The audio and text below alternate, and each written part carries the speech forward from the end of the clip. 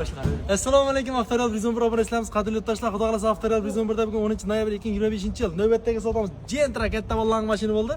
Islombek o'zim do'stim Qilchoydan Xudo xolasa kelgan ekan. 2023-yilda ishlab chiqarilgan 17 000 km yurgan metan, chexol, mягкий balon, polik, linonim, signalizatsiya hamma narsasi qo'yilgan. Euro metallar qo'yilgan mashinamizni berdik. Kreskisi, kilometri hamma narsasi javob. Xudo xolasa tekshirib turib ko'rdim. Bu mashina yuviydi, priyam ega bilan kelgani bilan turuydi.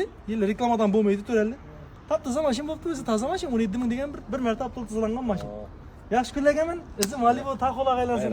Xayrli barakali mashina bo'lsin. Tavsiya qilasanmi? Hammaga tavsiya etaman. Omad. Sog' bo'l, salomat bo'l. Glowni esa mashinamizdan xayr ko'rgaysan.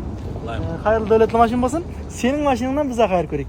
Savdomiz barter asosida bo'ldi. Endi bu mashinaning hamma narsasini aytdim. Aytib o'tganimdek, hamma narsasi bor. Chotki paket mashin hisobida. Xudo xolasa Islombekning Cobaltlari bilan barter qildik. 2016-yilda ishlab chiqarilgan ana shu krilinde kreska bor. Boshqa javob qo'y. Javob. 100%. Mashina tavsiya eta olasan hammaga? Hammaga tavsiya etaman, ajoyib. Garantiya.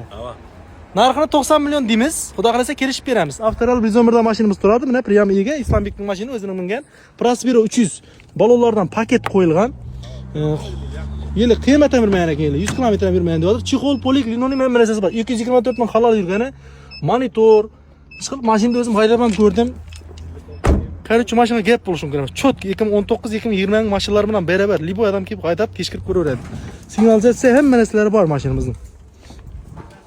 Mana chotki ekan mashina. Mexanik korobka 90 millionlik mashina izlab birgalarga. Bunday arzon mashina, masalan 90 million Cobaltning arzoni hisoblanadi. Izlab birgalarga bemalol tavsiya etamiz, xudo xolasa. Bemalol kechasizlar bo'ladi. Hamma mashinalarimiz bor. Manzilimiz Amedira tumani Mang'itda joylashgan. Bir-bir layklarni xudo xolasa bizga obuna bo'lib qo'ysangizlar, zo'r mashinalarni qo'yib beramiz. Sog' bo'linglar, salomat bo'linglar.